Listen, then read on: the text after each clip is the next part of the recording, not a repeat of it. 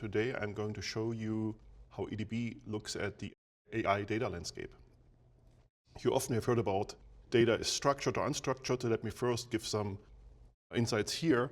Let's look at the structured data. So this is data that, as the name indicates, has some structure, like for instance rectangular structure in tables, like you can find it in a relational database management system. But it can also be things that are often called semi-structured, like for instance in JSON documents. But it can also be other types of structured documents that you may have heard about, like for instance CSV documents. Or you can find also this data in logs, log records from your application, right? And you can store this data not only in database, especially if you talk about these different formats like CSV, JSON, and there are other formats. You can find them also in things like a data lake. You also find this data in real-time feeds like Kafka messages, where you are sending things like a telemetry message from your IoT devices, for instance, to some system. This is all structured data, and this is data that many systems nowadays store and that we know how to handle, like for instance in a database. But now let's look at the unstructured data, and unstructured data is actually a much larger volume of data that exists today. Depending on which studies you're looking at, you find references to that's about 10 times the size of the data in the world today is actually unstructured. Now, what is unstructured data? Just by examples. These are documents that you have everybody on your computer, like PDF documents, text documents. That's unstructured data. Or Word documents, right? Text documents. But this can also be images, photos that you're taking. For instance, think of robotics where constantly photos are being taken all the time, connected cars and things like that. This can also be data that you just find in the web, all of your HTML data that you have in the web. But also think of different types of video formats, video data.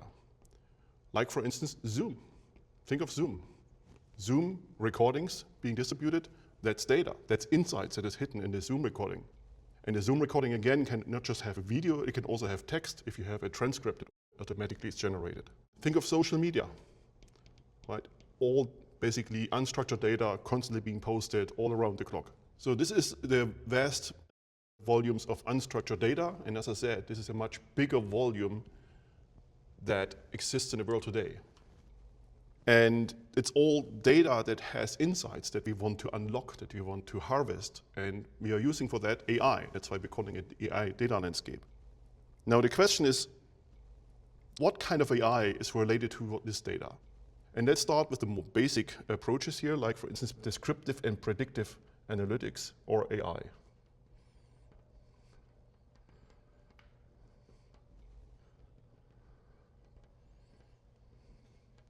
This is AI technology that works on structured data. So this is data that matters to these types of AI and analytics. And if we look at the unstructured data, you cannot directly apply them here.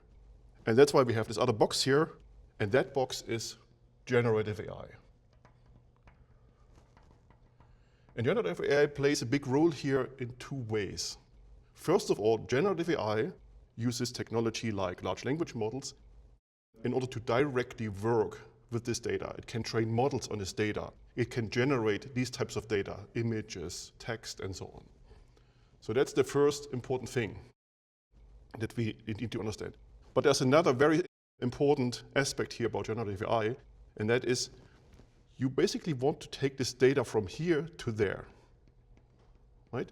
You have basically important information in your Zoom transcripts, for instance, and you may want to just do some analytics on top of that. You want to put some diagrams on top of that. What are people talking about in this Zoom meeting? And to put some statistics out there. How do you do that?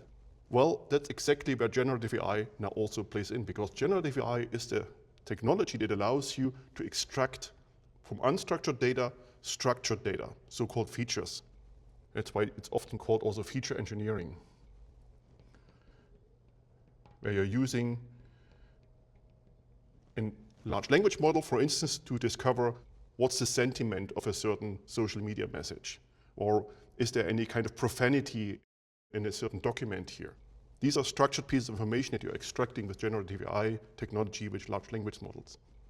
And this way, actually, generative AI is the thing that enables descriptive and predictive AI and analytics to do more than what it can do traditionally.